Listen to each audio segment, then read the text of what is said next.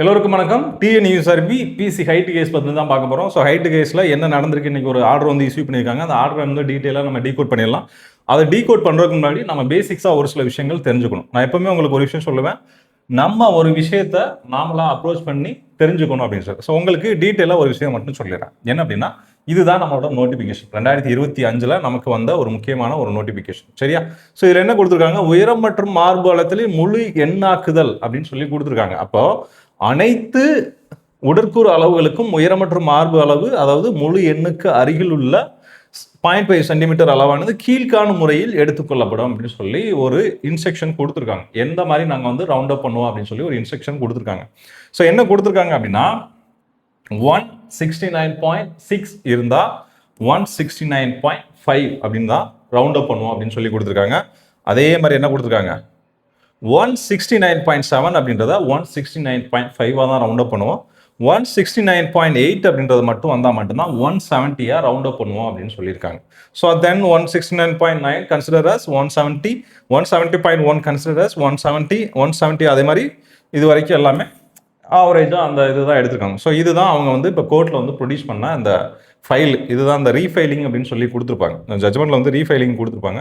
So இப்போ என்ன ஆகும் அப்படின்னா, இந்த கேஸ் போட்ட பசங்க மேக்ஸிமம் எந்த ரேஞ்சில் இருப்பாங்க, 169.6 இருப்பாங்க, இல்லை 0.5 இருப்பாங்க, இல்லை 7 இருப்பாங்க. ஸோ இந்த 8 ரேஞ்சில் இருந்திருக்க மாட்டாங்க. இப்போ இந்த கேஸில் இந்த போட்டிருக்க அந்த ஜான்பிரிட்டோ அண்ட் அதர்ஸ் வந்து அவங்க வந்து இந்த ரீஜியனில் இருக்க மாட்டாங்க. 169.8 இந்த ரேஞ்சில் இருக்க மாட்டாங்க. ஸோ இவங்க எப்படி சேலஞ்ச் பண்ணியிருப்பாங்க அப்படின்னா, 169 நம்ம ரவுண்ட் அப் பண்ணால் 170 தான் ரவுண்ட் அப் பண்ணணும் அப்படின்னு சொல்லி தான் கேஸ் ஃபைல் பண்ணி அவங்களுக்கு ஃபேவராக தான் ஜட்மெண்ட் வாங்கியிருக்காங்க. ஸோ அதனால தான் போர்டு வந்து அப்பீல் போயிருக்கு. நாங்கள் நோட்டிஃபிகேஷன் வந்து டீட்டெயிலாக எக்ஸ்பிளைன் பண்ணிட்டோம். இதுதான் குவாலிஃபைடு, இதுதான் இப்படி தான் ரவுண்ட் அப் பண்ண போகிறோம் அப்படின்னு ஆல்ரெடி நாங்கள் நோட்டிஃபிகேஷனில் மென்ஷன் பண்ணிட்டோம். ஸோ நோட்டிஃபிகேஷனை நீங்கள் ஓவர் கம் பண்ணி ஒரு ஜட்மெண்ட் வந்திருக்கு. ஹைகோர்ட்டில் நோட்டிஃபிகேஷனை ஓவர் கம் பண்ணி ஒரு ஜட்மெண்ட் வந்திருக்கு. அதனால நாங்கள் அப்பீல் வந்திருக்கோம்னு சொல்லி தான் போயிருக்காங்க.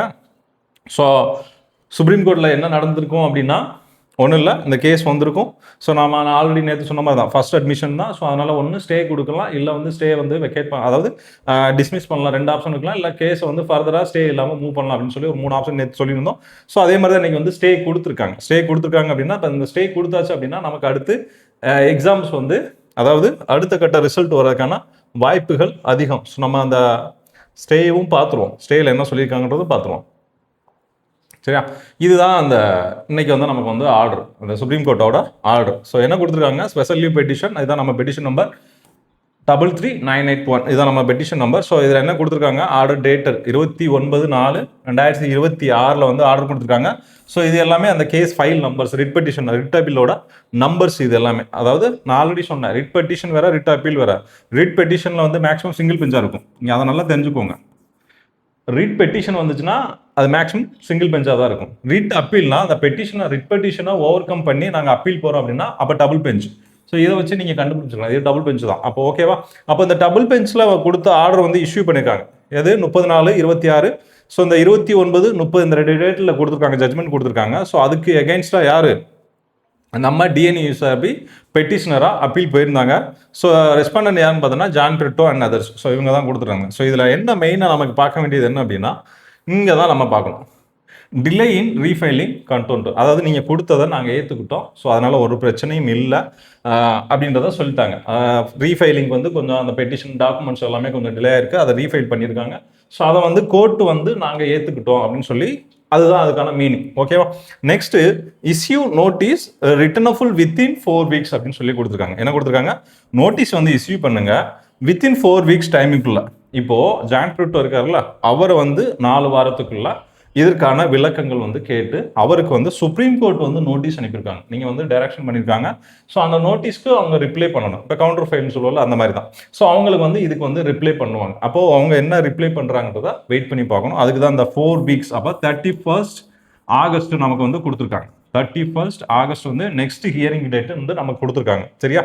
இது ஒரு மேட்ரு. நெக்ஸ்ட் பாருங்க, there shall be stay of the impugned order until the further orders அப்படின்னு சொல்லி கொடுத்துருக்காங்க. அப்போ என்ன மீனிங் அப்படின்னா, ஆர்டர் அன்டில் ஃபர்தர் ஆர்டர்ஸ்னா இதுக்கப்புறம் ஒரு ஆர்டர் இஷ்யூ பண்ற வரைக்கும் இந்த ஸ்டே வந்து இருக்கும்.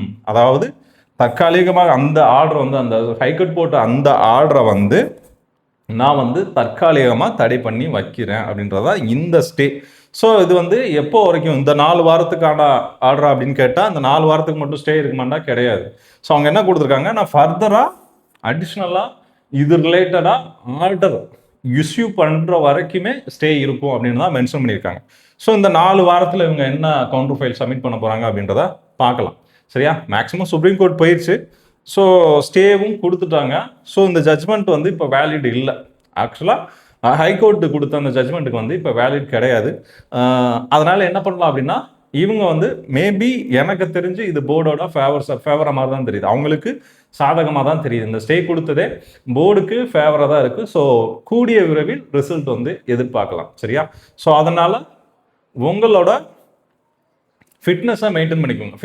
ஃபிட்னஸ் என்ன சொல்கிறேன் அப்படின்னா, இந்த வெளியில் தேவையில்லாமல் பைக்கில் சுற்றுறது, இந்த இப்போது ஆடி மாதம் நாளாக நிறைய எல்லா ஊர்லேயும் திருவிழா நடக்குது. இந்த திருவிழாலாம் தயவு செஞ்சு போய் இந்த ஒரே மாதிரி சட்டை போட்டுவிட்டு, நான் ஆல்ரெடி எல்லா வீடியோவும் சொல்லுவேன், ஒரே மாதிரி சட்டை போட்டுக்கிட்டு சுற்றுறது, அப்புறம் இந்த ஃபேஸ்புக்கில் வந்து வீலிங் பண்ணுற மாதிரி, ஸோ வீலிங் கூட பிரச்சனை கிடையாது, இந்த கத்தி வச்சு போடுறது, பட்டா கத்தி வச்சு போடுறது, அந்த மாதிரி ரீல்ஸ் ஏதாச்சும் போடுறது, அப்புறம் கவர்மெண்ட்டுக்கு எகெயின்ஸ்டாக ஏதாச்சும் ஃபேஸ்புக் இன்ஸ்டாவில் வந்து ஷேர் பண்ணுறது, இந்த மாதிரி விஷயங்கள்லாம் அவாய்ட் பண்ணிடுங்க. அவங்கள வந்து சைபர் கிரைம் வந்து வாட்ச் பண்ணிகிட்டே இருப்பாங்க. சரியா, நீங்கள் வந்து இப்போது மெடிக்கல் அட்டன் பண்ணுறீங்க அப்படின்னா அதுவும் உங்களுக்கு வாட்ச் பண்ணுவாங்க. அப்புறம் இன்னொரு விஷயம் வந்து சொல்லணும்னு நினச்சேன், இந்த மெடிக்கல் சம்மந்தமாக நிறைய விஷயங்கள், அதுவும் குறிப்பாக வந்து எதை பற்றி கேட்குறீங்கன்னா, அந்த கண்ணை பற்றி நிறைய கேள்வி கேட்குறீங்க. ஸோ உங்களுக்காக ஒரு முக்கியமான டேட்டா வந்து நம்ம நோட்டிஃபிகேஷன்லேருந்தே எடுத்திருப்போம், அதுவும் நான் சொல்லிடுறேன் உங்களுக்கு. ஸோ இந்த நோட்டிஃபிகேஷனில் வந்து நிறைய டீட்டெயில்ஸ் வந்து நிறைய இன்க்ளூட் பண்ணியிருக்காங்க. சரியா, யாருமே பார்த்துருக்க மாட்டீங்கன்னு நினைக்கிறேன். ஸோ இதுதான் நமக்கு அந்த மெடிக்கல் ஃபிட்னஸ்க்கான ஒரு முக்கியமான ஏரியா.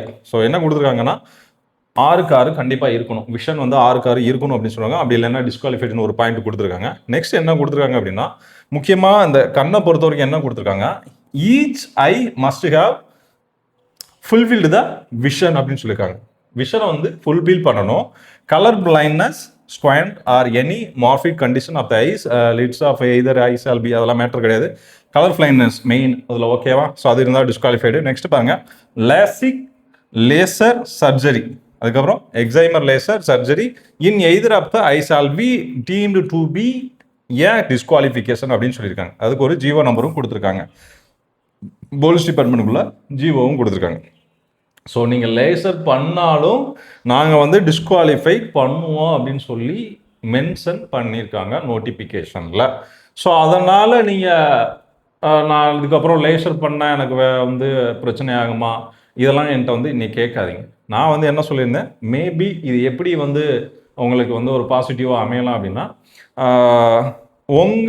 உங்களுக்கு ஹெட் குவார்ட்டர்ஸ் இருக்கக்கூடிய உங்கள் ஜிஹெச் சைடில் இருக்கிற அங்கே உள்ள டாக்டர்ஸ் பொறுத்து தான். ஸோ இது மென்ஷன் பண்ணியிருக்காங்க. மேபி இந்த எக்யூப்மெண்ட் வசதி கம்மியாக உள்ள ஜிஹெச் இருந்தது அப்படின்னா, இப்போது மதுரை, சென்னை, வேலூர், தஞ்சாவூர் அங்கெல்லாம் பார்த்தோம் அப்படின்னா இந்த எக்யூப்மெண்ட்ஸ் வந்து நிறையா இருக்கும். ஐ டெஸ்ட்டுக்கு வந்து நிறைய எக்யூப்மெண்ட்ஸ் இருக்கும். மதுரையெல்லாம் பார்த்தோன்னா எக்கச்சக்கமாக இருக்கும். ஸோ அங்கெல்லாம் ஈஸியாக வந்து உங்களை வந்து இதெல்லாம் செக் பண்ணிவிட்டு டிஸ்குவாலிஃபை பண்ணிடலாம். இப்போது சிவகங்கை, ராம்நாடு எல்லாம் மெடிக்கல் காலேஜஸ் தான். ஆனால் இருந்தாலும் அங்கெல்லாம் வந்து கொஞ்சம் அந்த ஐ சம்மந்தமான எக்யூப்மெண்ட்ஸ் வந்து அந்த கம்மியாக தான் இருக்கும். அங்கே உள்ள அந்த பொருட்கள் எல்லாமே கம்மியாக தான் இருக்கும். டெஸ்டிங் அந்த இதெல்லாமே லேபார்ட்டரி வசதிகள் எல்லாமே கொஞ்சம் கம்மியாக தான் இருக்கும். சரியா, ஸோ இதில் நிறையா கொடுத்துருக்காங்க.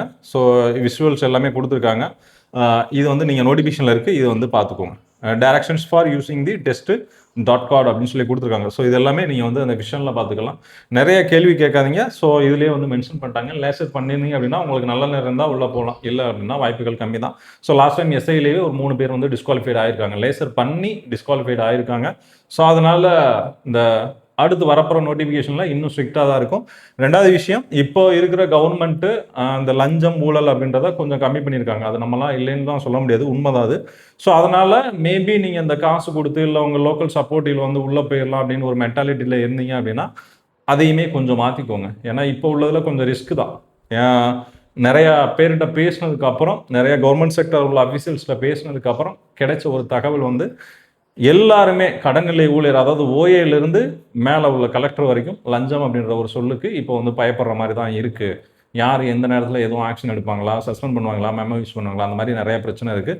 ஸோ மேபி அது போலீஸ் டிபார்ட்மெண்ட்லேயே அதை நிறையா ஃபாலோ பண்ணுறாங்க. எனக்கு கிடைச்ச தகவல் வரைக்கும் போலீஸ் டிபார்ட்மெண்ட்லேயே இப்போ கொஞ்சம் ஃபாலோ பண்ணிட்டு தான் இருக்காங்க. அதனால் ஸோ இது சம்மந்தமாக என்கிட்ட கேள்வி கேட்காதீங்க. ரிசல்ட்டுமே கூடிய விரைவில் வந்துவிடும். ஸோ அதனால் எப்போ வரும்னு கேள்வி கேட்காதீங்க. வந்துடும், அவ்வளோதான். நம்புங்க, சீக்கிரம் வந்துடும்னு நம்புங்க. ஆனால் எப்போ வரும்னு தெரியாது, எப்போ வேணாலும் வரலாம். ஆனால் டேட் எனக்கும் தெரியாது. ஸோ அதனால் அது சம்மந்தமான கேள்விகள் தயவு செஞ்சு கேட்காதீங்க, சரியா? வேறு ஏதாச்சும் டவுட் இருந்தால் கேள்வி கேளுங்க. அப்புறம் இந்த டேட்டூ பற்றி கொஞ்சம் கேட்டிருந்தீங்க.